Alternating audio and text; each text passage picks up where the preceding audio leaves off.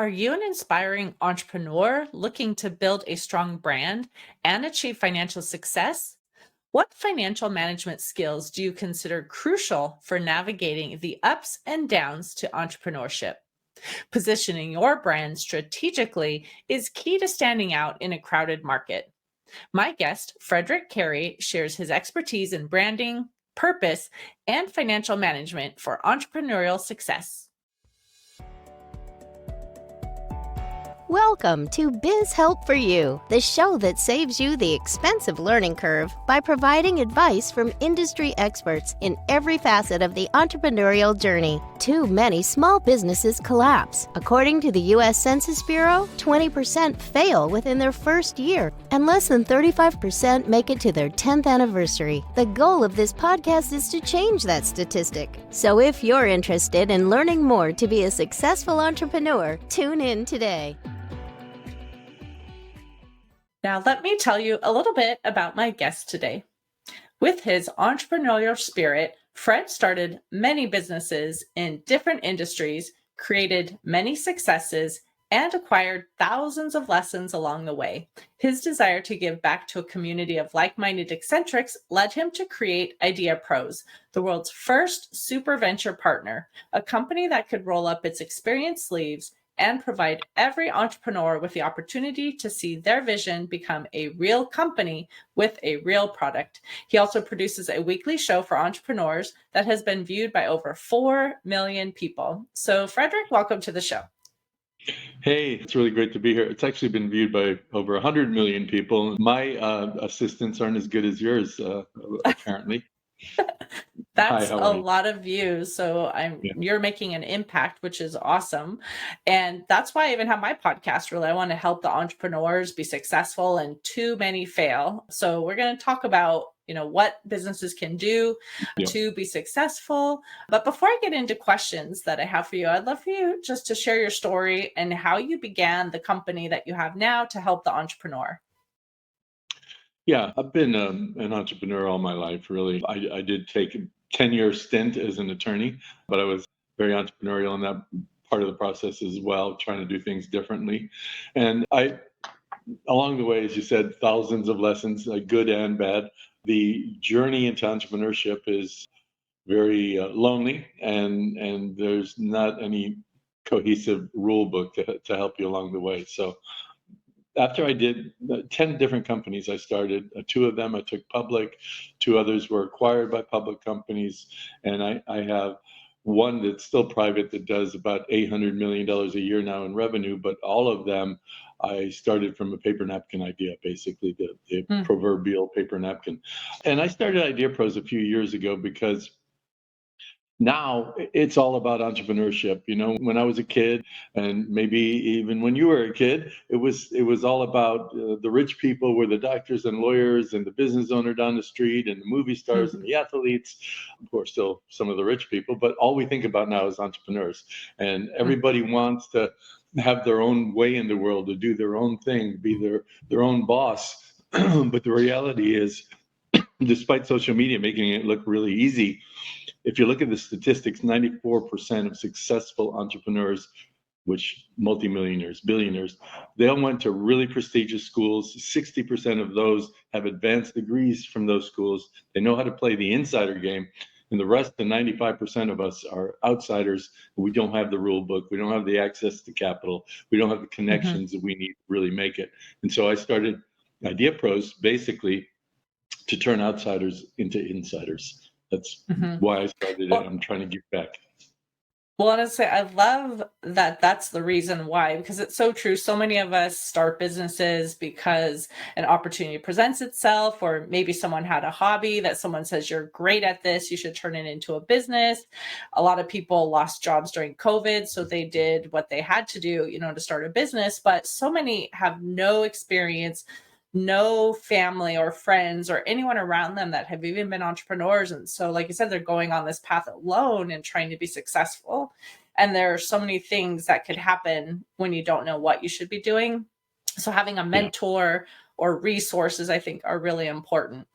So my first question for you really is, if someone is thinking now, though, that they want to become an entrepreneur, they haven't yet, but they have an idea that that's something they really want to pursue. What do they do to turn an idea of a product or a service into an actual business? Yeah. Turning your idea into a business, especially if it's a very unique idea, there are two elements to it. There's the kind of creative, artistic element of it. Well, I've thought of something that nobody else is doing and everybody needs. But there's the kind of methodical, very structured element of it, because when you have this idea, you need to form it. An idea is Mhm. it's almost like a block of marble, and you need to chip away at that marble to see what's on the inside of it. And chipping away is a very, very structured process. You have to know what you're doing. You have to know where to hit that hammer. You have to know how to create what's on the inside, and that part of it requires a team and real training and a very methodical approach of understanding the market you're going into, the weaknesses in that market, the growth of that market, your market opportunity, how you're going to address that market in a unique and distinguished way, and then how you're going to win and stay ahead of the game. That is a very structured thing, and that's where entrepreneurs fail. The number one failure point for new businesses in America every year is not lack of capital. It's that the founders created something there's no demand for. And that's Hmm. really sad. Hmm. Well, and a lot of people think like, oh, this is going to be an excellent idea. I'm going to put it out into the market. And like you said, then, they don't really get the response they expect. So if someone is thinking, well, I have this fabulous idea, this great product, what should they do to find out? How do they find out if the market would really sustain them putting that into the business? That's a really good question. And if you look statistically at very well funded startups, I mean, startups that have gotten 10, 20, $100 million or more from venture capital, if you look at them, very seasoned teams, lots of capital, good ideas. The biggest failure point is timing. So Mm, you may have a really good idea, you may have something that the market will take, but you need to figure out if the market will take it now. And mhm, that's the biggest thing that you can do. And you do that really with two things. You really need to do the analysis to understand your market, and then you need to do surveys. Who's your target audience? Survey them. You can even things like Survey Monkey. This doesn't cost very much money. mhm, You can hone in on who your target audience is and ask them all the fundamental questions. Don't ask your mom. Your mom's going to love mhm. your idea. Don't ask your dad. Right. He's going to hate your idea. Just go and ask the people who are going to be buying your product or your service. And as long as you get like two or 300 of them, you're going to have statistical data that's probably within 3 percentage points of accurate. So that's what you need Mhm. to do, your homework. Right. So if someone hears this and says, great, I want to send out a survey. I want to send it out to two, three, four, 500 people, to get those responses, or how many ever you think you need, because you're not going to have everyone responding. So to get the two or 300, you obviously have to send to many more, but I don't even know where to send it. I don't have those contacts other than just friends, family, associates. Like, how do I get that information so I can get a valid survey? Yeah, sites like SurveyMonkey, and this is not a plug for SurveyMonkey, by the way. I don't have anything to do with them other than the fact that I've used them. But sites like that have the audience already there. They have people that have signed up to take surveys, and you can go in there and you can search by the metrics you want. I want to talk to women who are between 24 and 50 that have an income of at least X number of dollars, that, I don't know, love the color blue, whatever you want. You can hone in on the exact audience, and sites like SurveyMonkey find that audience for you all across America, unless you want to search in a regional area, and they can do that Mhm. as well. But let's suppose you want to search all over America. They have that audience, and they'll hone in on that audience for you, so you don't have to know anybody. In fact, don't ask your friends and family unless you're asking them for money. It's the only thing I would ask friends and family for. Mhm. So someone hears this now and saying, great, I know I need to survey the market, find out if this is the right time, if it's the right product or service. And it seems like it is. There's, great feedback. So now I want to move forward. What's the next step to getting my product or service out in the market and establishing my business as a viable company? Yeah. Suppose I was a coach for a professional team, but I didn't know what the sport was. I didn't know who the competitors were. I didn't know their strengths and weaknesses. I didn't know the rules of the game. I didn't know the size of the stadium or what that audience really wants or how I can turn them into my loyal fans. I didn't know any of that. What kind of coach would I be? But that's the Not same good. way that, right, horrible. That's the same way we as entrepreneurs go into business. Wow, I have this great idea. I have this golden widget. Nobody ever has had a golden widget before. I'm going to go into the market. You need to understand all the rules. And so all the fundamental steps of launching anything is really understanding, and how am I going to be different? How am I going to attack the market? How am I going to avoid the strengths of these bigger competitors that are already out there Hmm. and exploit their weaknesses? Where am I going to find all the one-star reviews that these competitors have and make that my product? What their one-star reviews are, let me make that my five-star review product, because they've already established the audience. The audience wants this stuff. That's why they're complaining that they're not getting it. Let me give it to them. Hmm. So you really need to strategically understand where you're going into the market, no matter what you're doing. If you're a dentist and you want to open up a dental practice and there's 20 dentists around you, don't just put a shingle up, and find out what is it that people in this area want. What are they missing? How can I be different? How can I be the friendlier, painless, fun dentist that you want to come see, instead of the ones that you dread? I'm going to the dentist this afternoon. That's why I'm thinking of it. But the ones that you dread seeing. So really understand your market. That's what you need to Hmm. do before you launch. You're not going to compete head to head with the big players there. You're going to slip in the back door, and before they know it, you're going to be a real dominant player in that marketplace if you do it the right way Hmm. and do it strategically. Right. Well, obviously, differentiation is important, and I like the tip that you gave about finding those one-star reviews, and then those are the problems that you need to solve, and that is great information for someone who wants to get out there and start and figure out how they can be different and provide that service. So, thank you for that tip. I think that's fabulous. Yes, that's the internet is got amazing information. We don't use it. Hmm. So if someone now is again thinking like, great, I think I've got something that the market wants. I have a differentiation because I've done my research. Now I want to, put my company out there in the world. Like, how do they determine like a name for their company that's going to be catchy? How do they brand that? Like, what would you give in tips on that? Yeah, and by the way, these are all things that we do at Idea Pros, and we do them typically with first-time entrepreneurs, because they're so critical to establishing yourself as an entity that is going to have legs. So Mhm. when you're thinking about naming your company, think about Apple, not IBM. Think about Virgin Airlines, not British Air. You need to have a name that's evocative, that's thought-provoking, that will distinguish yourself from the rest of the competitors that are out there. And don't tell me you don't have any competitors, because if you don't have any Mhm. competitors, no demand. And if there's no demand, you're going to be one of those statistics that you've created something that nobody wants. Competition is Mhm. good, but you need to stand out from the competition. And so that naming, branding, positioning, your corporate persona, those are all critical elements. I'll give you one example. Apple. Let's suppose I tell you that, hey, I just heard tomorrow morning Apple's releasing an electronic toothbrush. They're not going to do that probably ever, but we already know what it's going to be like.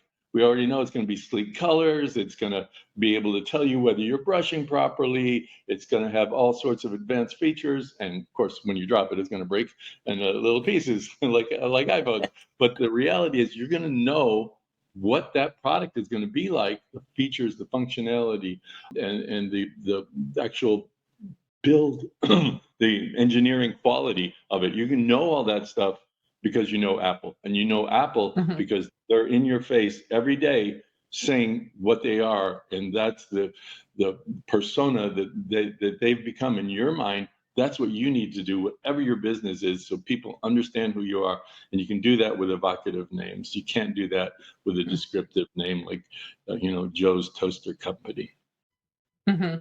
Well, someone might be thinking, well, Apple, that's just such a generic name, right? When the company started, I'm just thinking, yeah, there's an Apple. What does that mean in terms of products or services? So it obviously took them time to build up what that represented. So how does somebody, again, they say they pick a name, they've got a name they think that's going to be, something catchy, or, it's going to be something over time, but how do they then really start putting things out there into the world to build up their branding and their positioning so that when someone hears that, they know what that represents?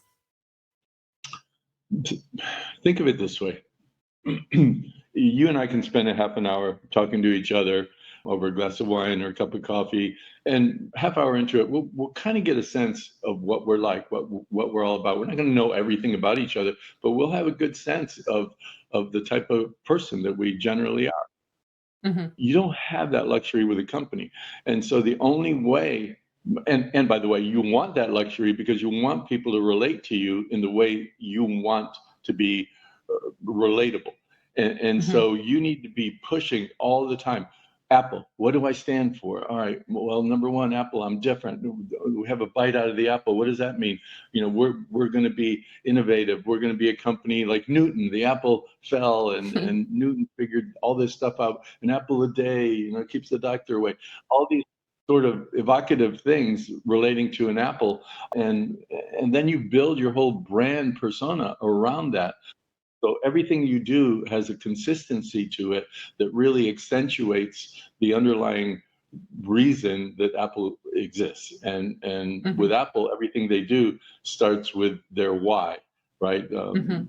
A much smarter guy than me did a whole 25-minute TED talk on Apple, and talking about how they start with their why. They start with their essence. At the end, Hmm. it's like, oh, by the way, we happen to sell computers, but they don't start Right. with we sell computers. They start with what we're about. We're Hmm. different. We want you to think different. We want you to be able to explore things in a way that you haven't been able to before, and we're enabling that. We're creating an opportunity for you to express yourself in a very unique and powerful way. We're right there with you. And oh, by the way, we have the tools and the products to go ahead and help you actualize what you need in your life. So that's the type of relationship that you need to build with your audience. One that they look to you to enable what they want. And the only way you can do that is really push yourself out very consistently with what your product is, what your company's all about, and what are the features that you want people to learn about you, the essence of you as an Hmm. organization. And you can't do that with descriptive names. Evocative names make people think. And when people Hmm. think, you're gonna be in their mind. What the heck does Apple mean? You're gonna be in their mind, and that's what you want. Hmm. So if someone was listening to this then and heard you say, like, you have to really explain your why, some people might be thinking, well, I started my business because I needed a job, right? I lost my job, or I need money, right? But that's not going to be helpful, right, for attracting the customer. So can you help them go from, well, yes, I need to make money, to coming up with what a why would be for their company that will attract those customers that they're looking for? Yeah. When you start with the prospect of I need to make money, when you're going into the entrepreneurial world, a couple of bad things are going to happen. Number one, you're not going to make money right away because it's a big, hard journey. There's a learning curve. There's ups and Mhm. downs. It's a race that never ends. And the other thing is, when you're chasing money, you are going to be very opportunistic. You're not going to follow the core essence of what you really want to do besides the making money. We all want to make money, but what is it that's going to allow me to wake up in the morning, put my feet down on the side of the bed and smile because I got another Mhm. day in front of me? That's what you have to find. That is what you're passionate about. That's what your purpose is all about. And I challenge anybody that's going to start a new business to try to find a way to relate what they're all about, what they want to contribute to this world, and make their business around that. Because when you can do that, you're going to have a deeper reason for your work. And when you do have a deeper reason, statistically, you're going to make more money. You're going to have a better audience. You're going to have more loyal customers that become passionate advocates of your brand because you're leading with what's important to you. Find that Hmm. combination, and then you don't have to worry about work-life balance because it's all one big, beautiful thing. Hmm. Right. Well, and I know you said one of the main things that causes business failures was not marketing the product or service to someone who really needs the product or service. And so, they fail. And that a lot of people that had funding still failed. But funding, obviously, capital obviously can come into play and cause some issues. So, do you want to talk about also like figuring out how much you should have kind of in the bank in reserve when you're starting a business so that you don't have to stress about the money, and as you build those customers and finally start bringing in revenue? Yeah. Well, you will stress about the money regardless. There's no magic bullet in that regard. But I can tell you this.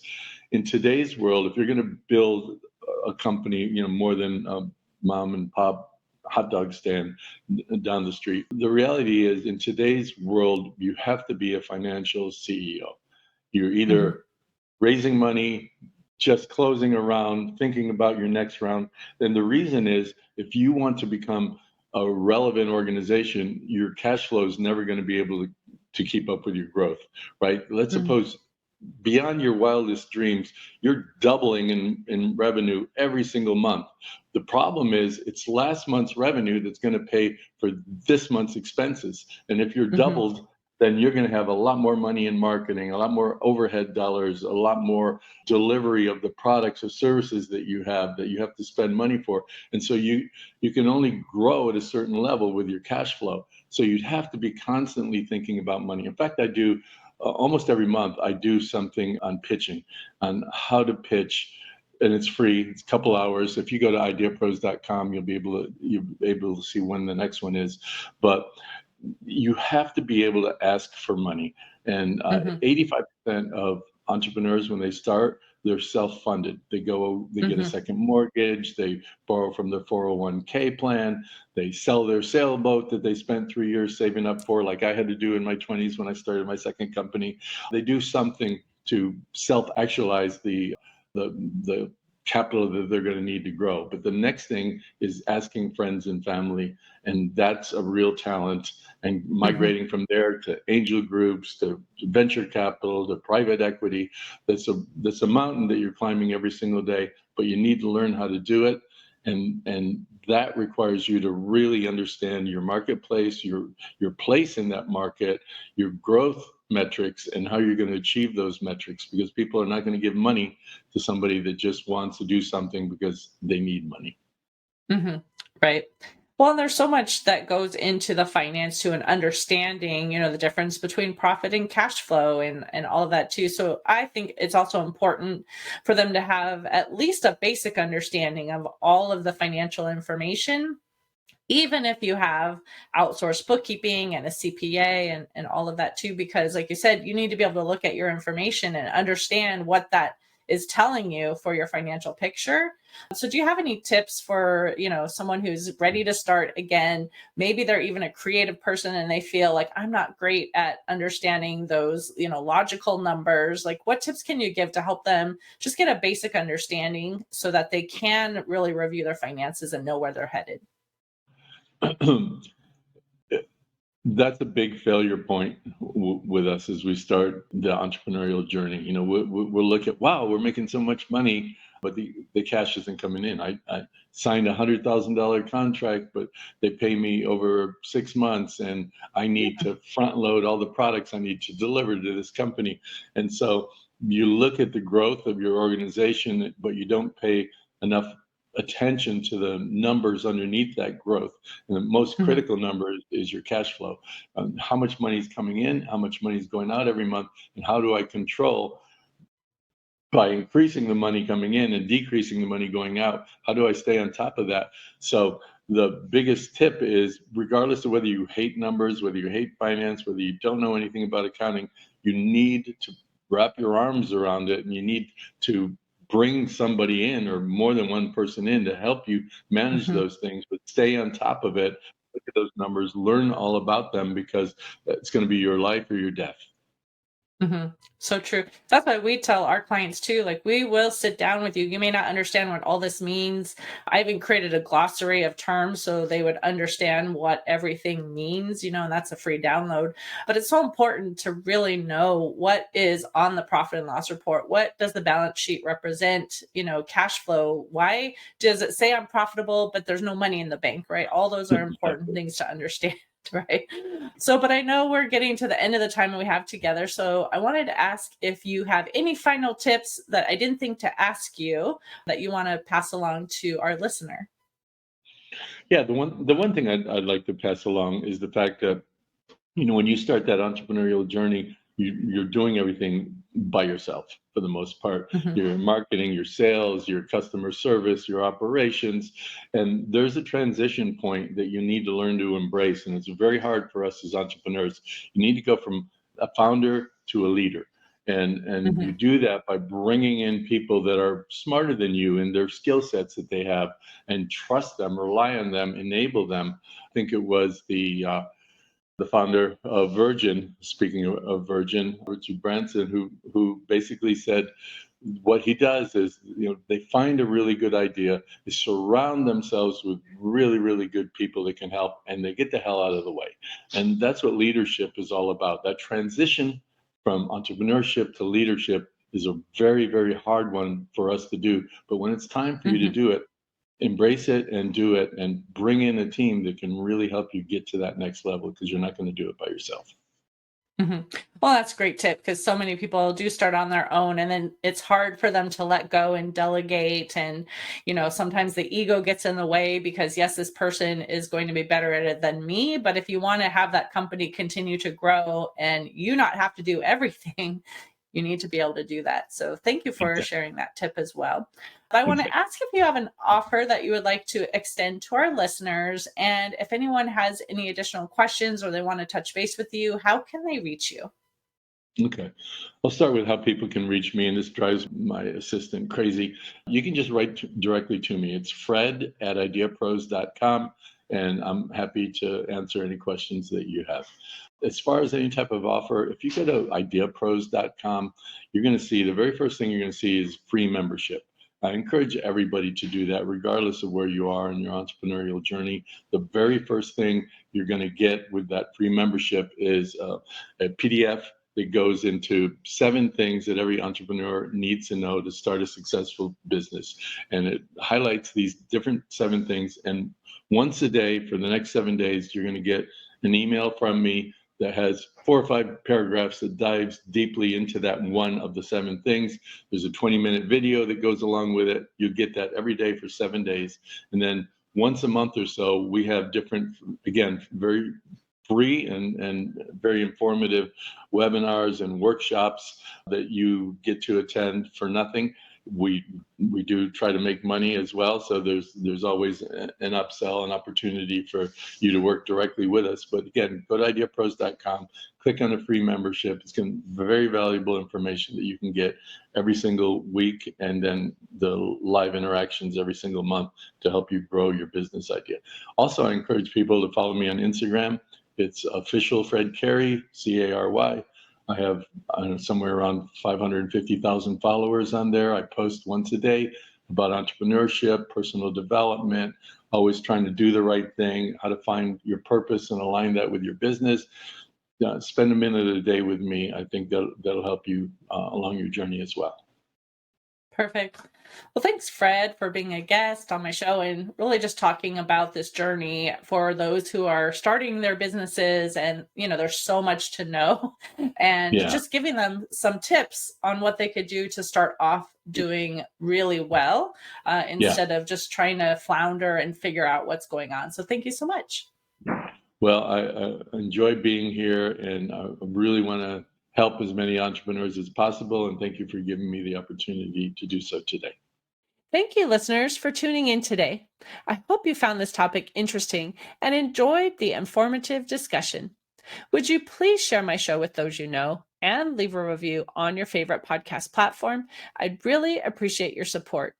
If you have any additional questions or comments, be sure to reach out to my guest at any of the links that they shared, or you could send me a message at media at ABandP.com. I hope you can join me for my next interview, and remember, you can connect with me on Twitter, Facebook, and LinkedIn, and my website is ABandP.com. This episode is sponsored by Affordable Bookkeeping and Payroll Services. If you are overwhelmed trying to handle the financial aspects of your business, ABandP is here to help. Contact us today to discuss your needs at 310-534-5577 or contact@abandp.com. My team and I are eager to assist you. Until next time, have a great day. Thank you for listening to Biz Help For You. Please join your host, Candy Messer, again next time. Have a terrific day.